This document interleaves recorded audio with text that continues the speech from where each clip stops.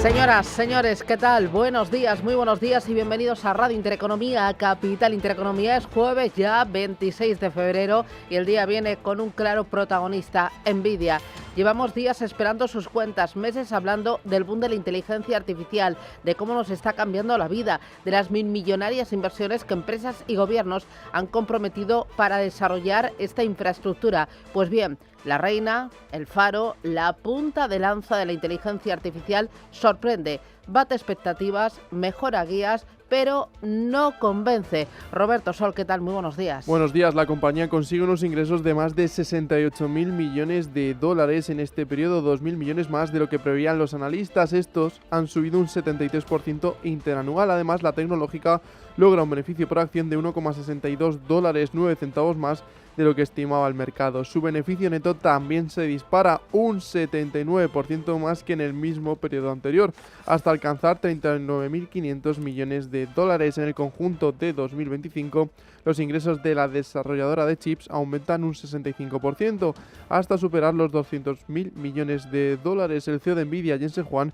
asegura a Fox Business que la IA seguirá avanzando. En espacios reducidos la IA ya es muy inteligente, pero en espacios más amplios lo es menos, aunque eso va a cambiar cada mes. Sabemos que este año va a suponer un gran avance para la inteligencia artificial general y ya lo estamos viendo, todos estos códigos y el código abierto de IA.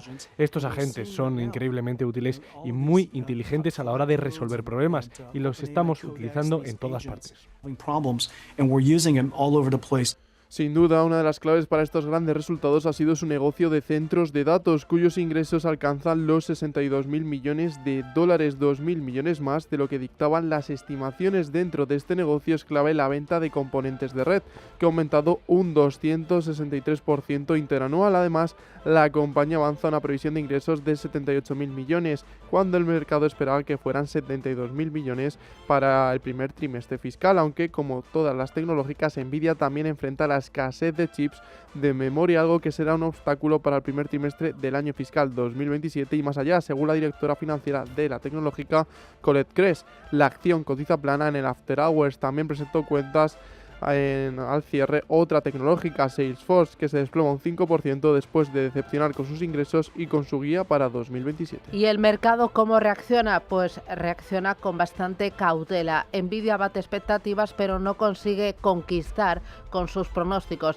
En el After Hours se está viendo tibieza pese al optimismo de su CEO, que trata de eliminar el temor del mercado. Estamos viendo también que dólar y oro cotizan con dudas por los aranceles y el petróleo muy pendiente de Irán. Eva Villanueva, buenos días. Muy buenos días, Susana. Pues sí, como estás señalando, Wall Street, los operadores querían más y lo hemos visto precisamente en lo que ha sido la recogida de la valoración de sus resultados, que se presentaban 10 minutos más tarde de lo esperado. Los inversores reaccionaban con tibieza, cautela, pese a que los ingresos de Nvidia, del gigante y favorito de Wall Street para la IA, han superado las expectativas durante 14 trimestres consecutivos y que tiene un pronóstico optimista. La empresa aún enfrenta temores de que un aumento en el gasto en la IA no sea sostenible, pese a que su CEO, Jensen Huang, dice que son infundados, y mientras crece el riesgo en torno a su dominio en la fabricación de los chips. Las acciones de Nvidia hemos visto cómo cotizaban hasta con subidas del 2% tras presentar resultados y revertían la mayor parte del movimiento hasta anotarse un 2% en esas operaciones extendidas. ¿Qué vemos en cuanto a los futuros de Wall Street? Pues vemos que tras las subidas de ayer el ánimo decae. Futuros del Nasdaq que retroceden un 0,32%, futuros del S&P 500 que se dejan un 0,20% y en el que, sin embargo, lo que vemos es como parece que amaina lo que era el repunte de las acciones globales tras la liquidación del lunes y, sin embargo, en página de futuros reduce ese optimismo. No así en Asia. Hemos visto al Kospi surcoreano y al índice Nikkei, que además ha atravesado los 50.000 puntos, convertirse en claros protagonistas con el fuerte repunte tecnológico, con subidas de los grandes socios de Nvidia como Samsung y SK Hynix, que alcanzan máximos históricos y que se convierten en el gran punto de atención del mercado, y un escenario donde, por cierto, Corea sube un 3% hasta ahora después de que haya mantenido tipos el Banco de Corea. Los futuros europeos, más de lo mismo, anticipan recortes del 0,22%. Los del DAX, los del Eurostock, un 0,21%. Y, por supuesto, la mirada está en el mercado de divisas también. La divisa comunitaria ha recuperado el 1,18 frente al dólar, mientras que vemos cómo el índice que enfrenta al billete verde frente a las principales divisas retrocede hasta los 97,58 unidades, mientras que el oro avanza a $5.193 en un escenario de dudas y nervios de demanda de refugio seguro, mientras los inversores atienden a cómo va a ser el muro arancelario de Trump y pendientes de las conversaciones nucleares entre Washington y Teherán. Es ahí donde el petróleo vuelve a centrar las atenciones. El Brent sube hasta los $70,83 y el West Texas $65,53. Mercados que están pendientes de otros resultados que se van a cotizar en las próximas horas. ¿Cuáles, Rubén Gil? Buenos días. Por ejemplo, aquí en Europa vamos a tener buenos días cuentas de Deutsche Telekom, de Allianz o de Stellantis, ojo, de la que se esperan unas pérdidas históricas. Podrían superar los 22.000 millones de euros. Aquí en España van a presentar resultados SACIR, Grifols, Acciona, Merlin Properties y Solaria, y se van a cotizar desde las 9 de la mañana en las bolsas europeas. Y en el IBEX 35 las cuentas que presentaba ayer al cierre Indra, que dispara su beneficio un 57% hasta los 436 millones y eleva un 20% el dividendo. Además, la compañía ha anunciado que cancela la venta de su división de pagos en Minside Payments. A las 10:15 de la mañana va a estar con nosotros Ezequiel Nieto Vaquera, que es el director de Relaciones con Inversores de Indra. También se van a cotizar hoy las cuentas de ACS, que elevó el año pasado su beneficio neto un 15% hasta los 950 millones de euros, con unas ventas que suben casi un 20% hasta los 49.800 millones y una EBITDA que mejora un 25%. Las de Meliá, que ganó el año pasado 225 millones, es un 23% más, y las que presentaba anoche Ferrovial, que eleva ingresos un 8,6% y alcanza unos beneficios de 888 millones. En Europa tenemos ya las cuentas de la aseguradora AXA, con un beneficio neto que se eleva un 26% hasta 9.800 millones de euros y que lanza un programa de recompra de acciones con un importe máximo de 1.250 millones de euros. En clave internacional importante, Ginebra. Ahí está la atención este jueves. Delegaciones de Estados Unidos e Irán celebran hoy, con la mediación omaní, una nueva ronda de negociaciones nucleares en medio de un contexto marcado por las reiteradas amenazas del inquilino de la Casa Blanca, Donald Trump, sobre una eventual intervención militar si su administración no alcanza un acuerdo con Teherán, y del mayor despliegue militar estadounidense en aguas de la región en décadas. Horas antes de partir hacia la ciudad suiza, el ministro iraní de Exteriores, Abbas Araqui, insistía en que es posible alcanzar un acuerdo. Pero solo hay una entidad en esta región que lo desea, y esa es Israel. El hecho de que Israel esté intentando arrastrar a Estados Unidos a una guerra con Irán, no pueden hacerlo solos. Lo intentaron y fracasaron y pidieron ayuda a Estados Unidos. Creo que esto es un complot israelí para dirigir a Estados Unidos en esta región. Por otra parte, el máximo responsable de la delegación estadounidense en las negociaciones en Ginebra asegura que cualquier acuerdo nuclear con Irán deberá tener carácter indefinido. J.D. Vance insiste en que Estados Unidos prefiere una solución negociada y le pide a Irán que se tome muy en serio esta cita en Ginebra. Eso es lo que el presidente está logrando, eso es lo que el presidente ha establecido como nuestro objetivo. Intentará lograrlo diplomáticamente, pero como todos sabemos, el presidente tiene otras herramientas a su disposición para garantizar que esto no suceda. Ha mostrado su disposición a usarlas y espero que los iraníes se tomen en serio las negociaciones de mañana.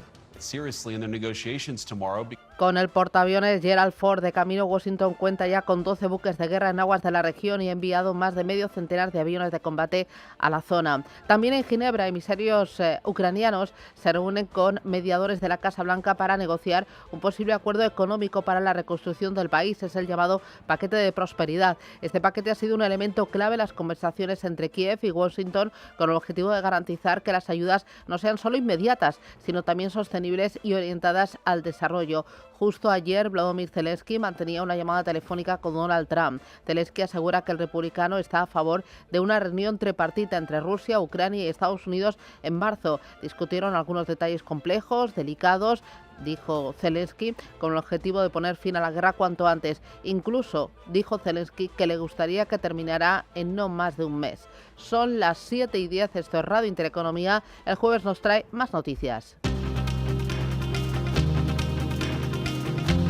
El Congreso aprobará hoy la revalorización de las pensiones. Supondrá un alza general del 2,7% que llega al 7% en el caso de las pensiones mínimas y al 11,4% en el de las no contributivas y del ingreso mínimo vital. El Pleno del Congreso también dará luz verde este jueves el decreto ley que establece las ayudas que recibirán las víctimas de los accidentes ferroviarios ocurridos en Adamuz y Gélida. Pero rechazará la prórroga hasta fin de año, la moratoria de los desahucios de las familias vulnerables, por el voto en contra de PP, Vox y Junts. La Casa Blanca adelanta que los aranceles de Trump alcanzarán el 15% para algunos países. Subirán desde el 10 al 15% o incluso más, según apuntaba este miércoles el representante comercial de Estados Unidos, Jamieson Greer, sin nombrar a ningún socio comercial en específico ni dar más detalles. Nuestro objetivo con todo esto es mantener la continuidad, por lo que queremos conservar el 10% y estamos estudiando cómo implementar el 15% que ha indicado el presidente, porque queremos mantener la continuidad. Queremos que los países, las empresas y las personas comprendan que lo que hacíamos antes lo vamos a reconstruir con herramientas alternativas, porque queremos seguir adelante, mantener la política, solo que hay un cambio en la autoridad legal encargada de su implementación. En el exterior, Cuba mata a 4 tripulantes de una embarcación civil de Estados Unidos. La Guardia Fronteriza de Cuba asegura que la embarcación no obedeció el alto y abrió fuego contra ella. El gobierno cubano aseguraba esta madrugada que la lancha neutralizada transportaba a 10 personas armadas que tenían intenciones de realizar una infiltración con fines terroristas. El secretario de Estado estadounidense, Marco Rubio, ya ha dicho que se investigará lo ocurrido y que Estados Unidos responderá en consecuencia. El canciller alemán Friedrich Merz sigue su visita oficial a China, donde está estrechando lazos con el gigante asiático para no depender comercialmente de Estados Unidos en un viaje en el que está acompañado por una delegación empresarial de 30 miembros, entre ellos directivos de Bayer, Volkswagen y BMW.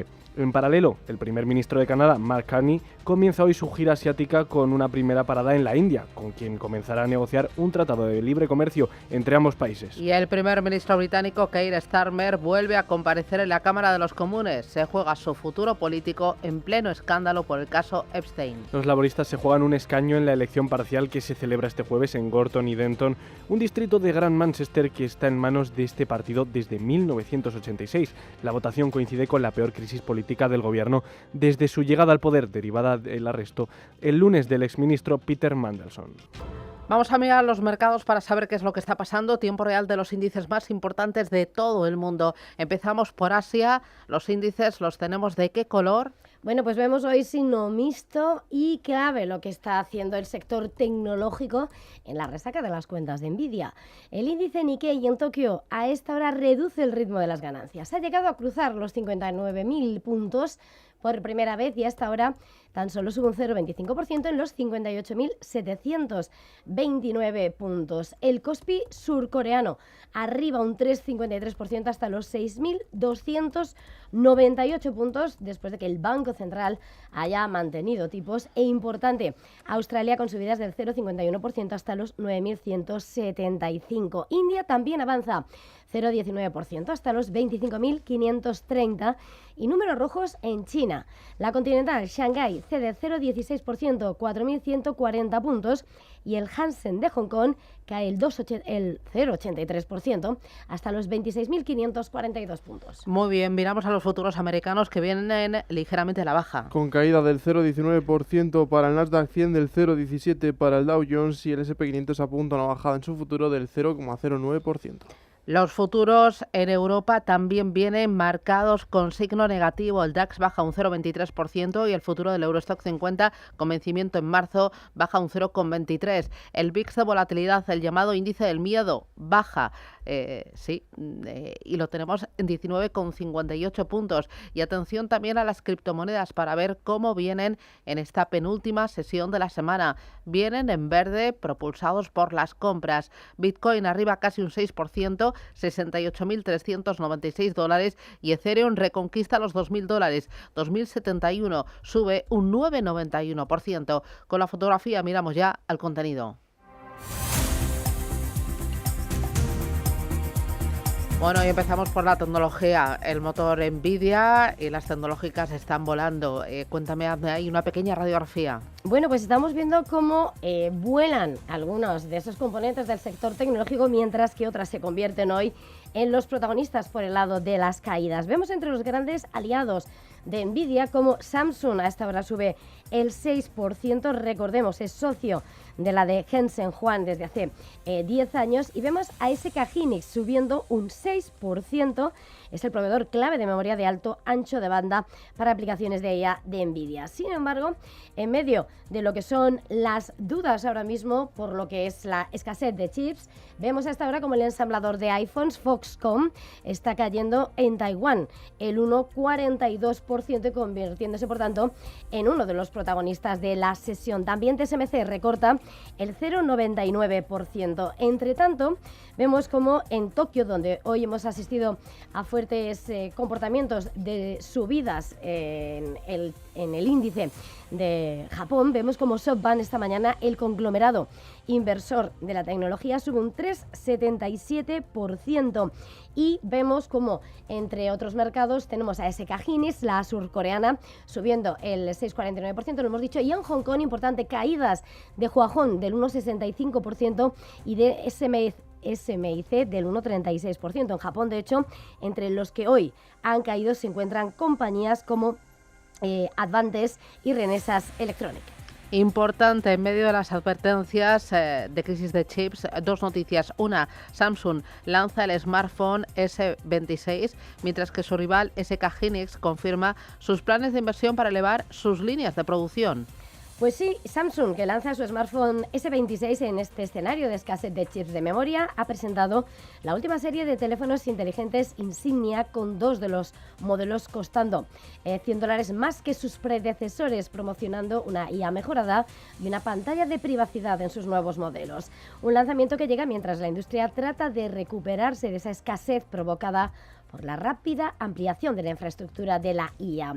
Por su parte, la rival de Samsung, SK Hynix, planea invertir $15.000 millones para construir nuevas líneas de producción de chips en Yongin, en Corea del Sur, para 2030, una inversión anunciada para satisfacer la creciente demanda de semiconductores. Bueno, hablamos ahora del Banco de Corea del Sur. Tras dejar los tipos sin cambios, prevé que la política se mantenga también estable en los próximos 6 meses.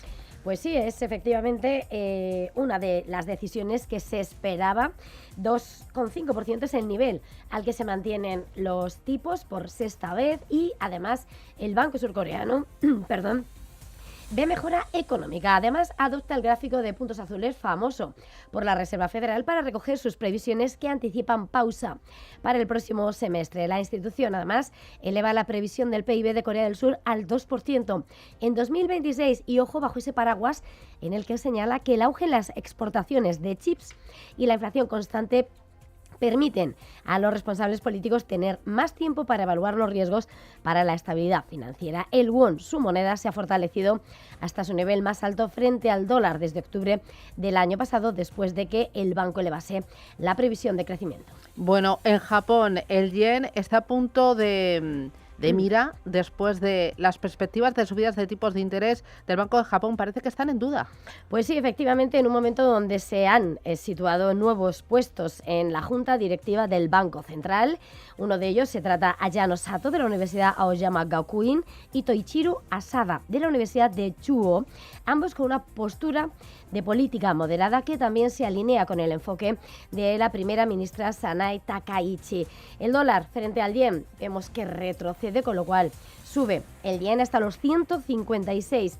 A esta hora vemos como, entre las declaraciones de los miembros más importantes del Banco de Japón, Takata ha dicho como el ritmo de las futuras subidas dependerá de la evolución económica, de los precios y del mercado en cada momento. Además, apunta que los acontecimientos en el extranjero también son importantes para juzgar el momento de mover los tipos y la tasa terminal. El rendimiento del bono japonés a 30 años cae hasta el 3,36%. Bueno, importante también Toyota. Las ventas de automóviles de Toyota suben en enero a pesar de Estados Unidos y también a pesar de China. Pues sí, mantiene el impulso después de un año excepcional a pesar de los costosos aranceles de Donald Trump y la intensa competencia con China. Aunque la producción mundial ha caído en enero ligeramente, las ventas, incluidas las de su subsidiaria Daihatsu y también Hino Motors, han aumentado un 4,8%.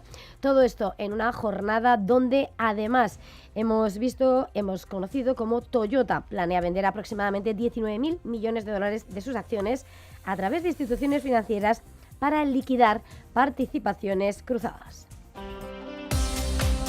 Bueno, miramos al mercado americano. Ayer los índices terminaron con subidas más de un 1% para el Nasdaq, gracias a Nvidia.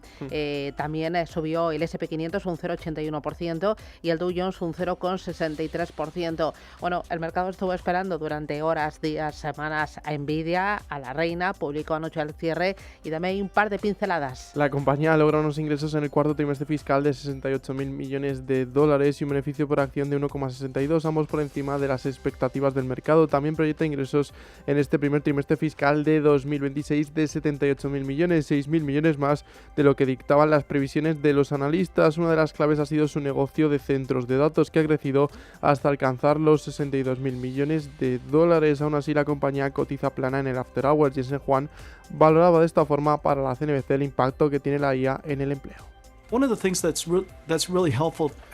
Y aunque acaparó toda la atención, Nvidia no fue la única que publicó al cierre del mercado, ya que también le tocó el turno a los resultados del cuarto trimestre fiscal de Salesforce, Paramount y Zoom. La tecnológica se desploma en After Hours casi un 5%. La empresa consigue mejorar estimaciones con sus resultados, pero decepciona con sus previsiones de ingresos de cara al año fiscal de 2027. Zoom también se hunde casi un 5% después de que sus ingresos se queden por debajo de lo que preveía el mercado y también decepcionar con su guía fiscal para el año 2027. Bueno, la compañía es protagonista también por su última oferta por Warner, ya que el estudio la ha valorado de forma positiva. Así es, los estudios Paramount estarían valorando este último ofrecimiento de $31 por acción, aunque la compañía asegura también que mantiene su acuerdo con Netflix. Bueno, en las previsiones que apuntaban a que Nvidia tendría un gran ejercicio, hacen que todo el sector tecnológico impulse al resto de las bolsas. Subió Nvidia más de un 1%, pero también hubo efecto rebote en el resto de sectores y valores. Así es, como Microsoft, que subió un 3%, Intel, que avanzó un 1,65%, Broadcom, que terminó con un alza de más de 2 puntos, o Palantir, que subió más de un 4%. En las últimas horas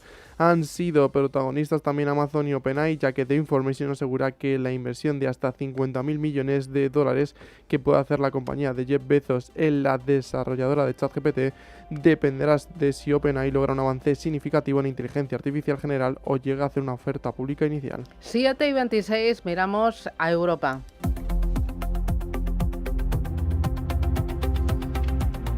Bueno, hoy ya empezamos el baile. Llevamos un mes desde principios de este año bailando a primera hora y no veas a qué ritmo. Tenemos unos cuantos. Yo creo que a partir del lunes vamos a descansar y seguro que lo echamos de menos. No cantes victoria. Tampoco, es verdad. Siempre hay algunas residuales, como el calor del horno. Bueno, pues vamos con los que hemos conocido esta mañana. Engie ha adquirido UK Power Networks por 10.500 millones de libras. Eleva sus objetivos. El grupo energético francés compra la principal distribuidora eléctrica del sureste de Inglaterra para asegurarse ingresos regulados y acelerar su expansión en la red. Los resultados anuales han sido ligeramente inferiores a los que esperaba el mercado, pero eleva objetivos para 2028. La aseguradora AXA consigue un beneficio neto en 2025 de 9.800 millones de euros, mejora del 26% en línea con las previsiones y lanza un programa de recompra de acciones por un importe máximo de 1.250 millones. Y Deutsche Telekom, beneficio neto, cayó un 14% el año pasado a 9.600 millones de euros. Sus ingresos suben casi un 3% a 119.000 millones. Les recuerdo que ayer al cierre conocimos cuentas de Indra. Dispara su beneficio un 57% el año pasado hasta 436 millones y eleva un 20% su dividendo. Anuncia además que cancela la venta de su división de pagos Minsight. ACS eleva su beneficio neto un 15%, 950 millones de euros, con unas ventas que suben casi un 20% hasta los 49.800 millones. El EBITDA mejora un 25%. Ferrovial eleva ingresos un 8,6%, beneficio de 890 90 millones. Eso es una caída del 72% respecto al año anterior, pero que se explica por extraordinarios. Y Meliá gana 200 millones en 2025, es un 23% más. Hoy todavía tenemos que conocer cuentas de Fluidra, Grifols, Solaria, Colonial, Redella y Acciona dentro del IBEX. Hoy Logista paga dividendo de 1,53 euros brutos por acción y al nivel macro por lo menos solo un dato, índice de confianza del consumidor de la Comisión Europea. Así que vamos a seguir bailando durante el resto del día. Pero con mucho ritmo el IBEX. Oye, ayer, o sea, vi que el IBEX arriba, hoy partida desde los 18.461 puntos y ahí hubo un motor claro que fue Banco Santander, rebotó un 4,81%. Desde luego gustó mucho ese plan estratégico presentado en Londres, prevé duplicar dividendo y ganar más de 20.000 millones en 2028. Sus acciones subieron con esa fuerza y fueron secundadas por parte del sector financiero como BBVA, que ganó un 1,9%, o Sabadell, que subió un 1,36%. A la cabeza de las subidas estuvo Acciona, subió más de un 8% gracias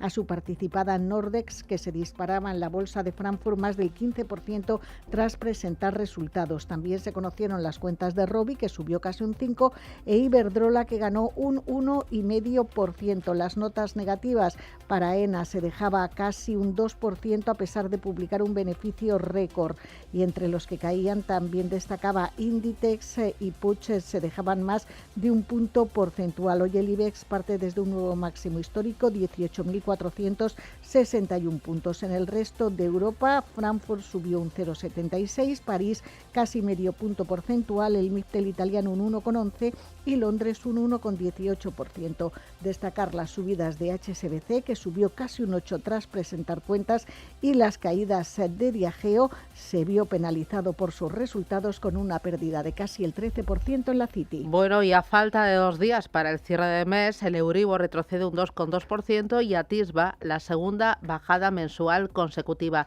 Lejos quedan las fuertes subidas de 2023, cuando salió de registros negativos y en poco más de 15 meses llegó a superar el nivel del 4%, y también los descensos que en otros 15 meses después llevaron al índice por debajo del 3%. Ahora las variaciones son mínimas, como corresponde a ese escenario de normalización de la política monetaria en la zona euro. Terminará en el 2,2%.